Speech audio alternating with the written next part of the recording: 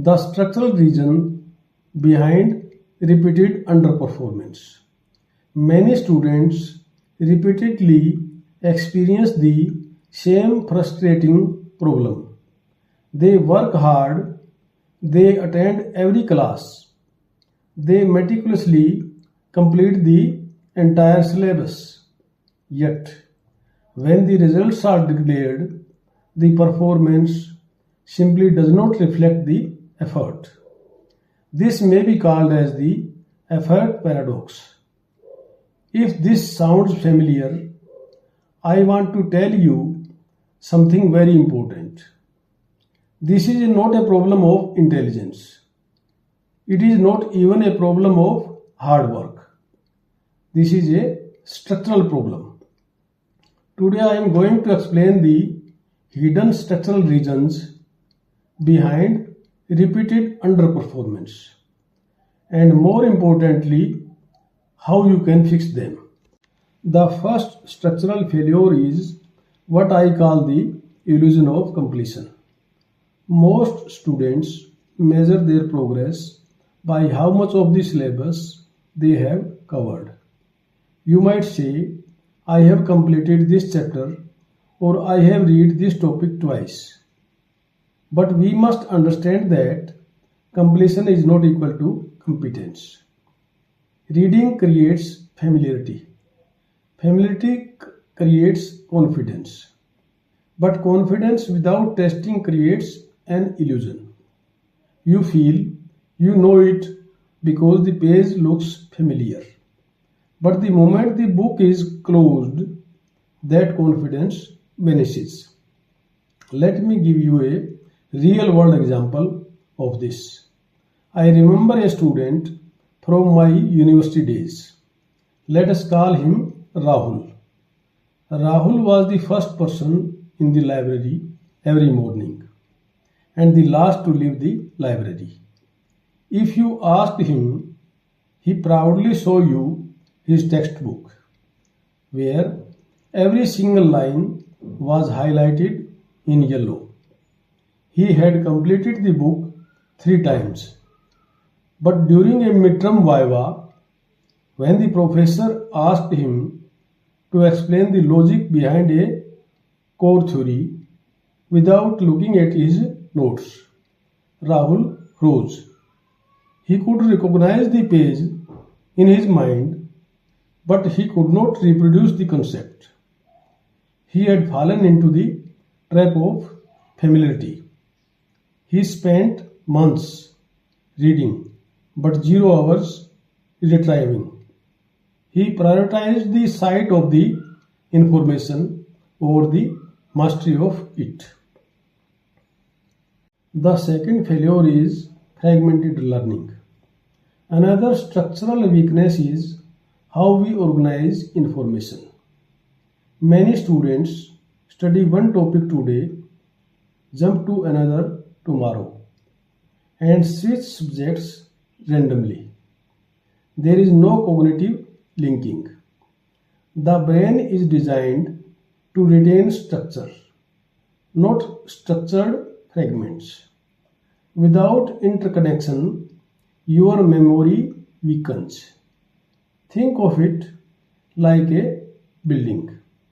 A pile of loose bricks is easily knocked over, but a reinforced structure stands firm. We must learn to link new data to what we already know to prevent our recall from collapsing under exam pressure. The third reason for underperformance is the absence of a feedback loop. Underperformance continues because there is no system to tell you why you are failing. If error analysis is absent, improvement is strictly accidental. You cannot fix a structural flaw that you have not identified. I have seen this happen firsthand with competitive exam candidates. I once worked with a student who was solving 500 multiple choice questions every single day. On paper, his discipline was incredible. However, his scores remained stuck for 3 months. When we looked at his practice logs, we realized he was checking the answer key, seeing he got it wrong, saying, "Oh, I see," and moving to the next question. He was not stopping to ask, "Did I get this wrong because I did not know the concept? Or was it a simple calculation error?" He was practicing his mistakes instead of correcting them.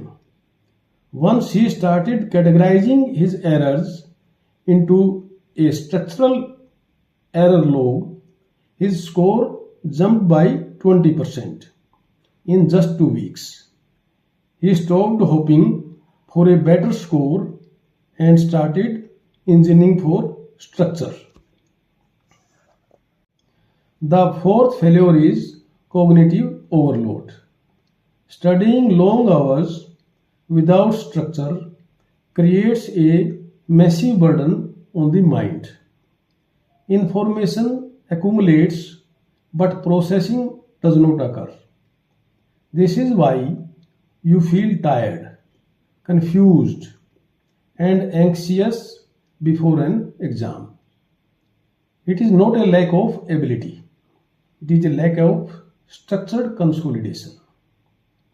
When you process information instead of just accumulating it, the mental load decreases, leaving you calm and focused.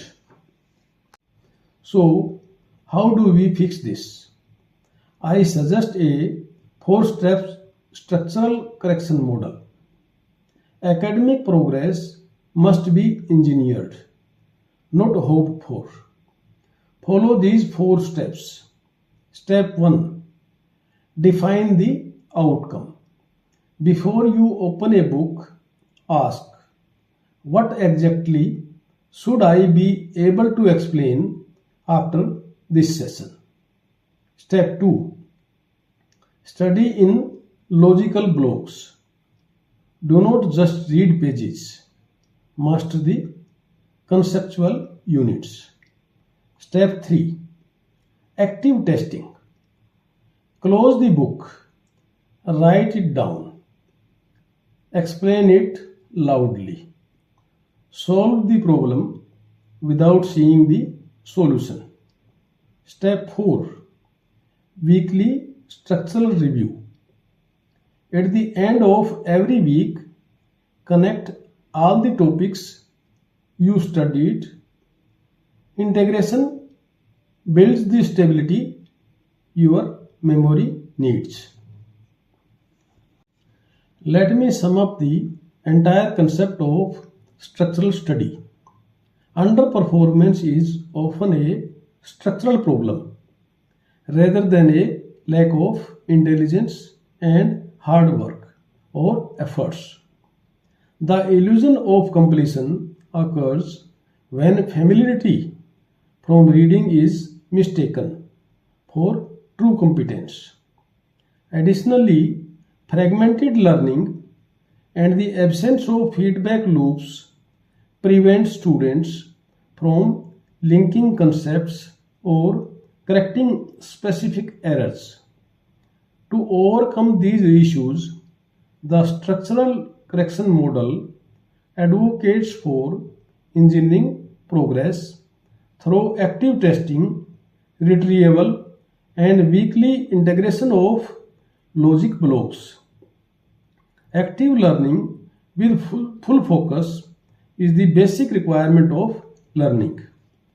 By focusing on processing rather than just accumulating information, students can reduce cognitive overload and ensure their hard work leads to progressive results. Conclusion. Repeated underperformance is rarely about your intelligence or your dedication. It is about your structure. If you change the structure of how you learn, your performance will change automatically. Hard work is the engine, but structure is the track. One gets you moving, the other ensures you arrive at your destination. Thank you for watching. Start engineering your progress today.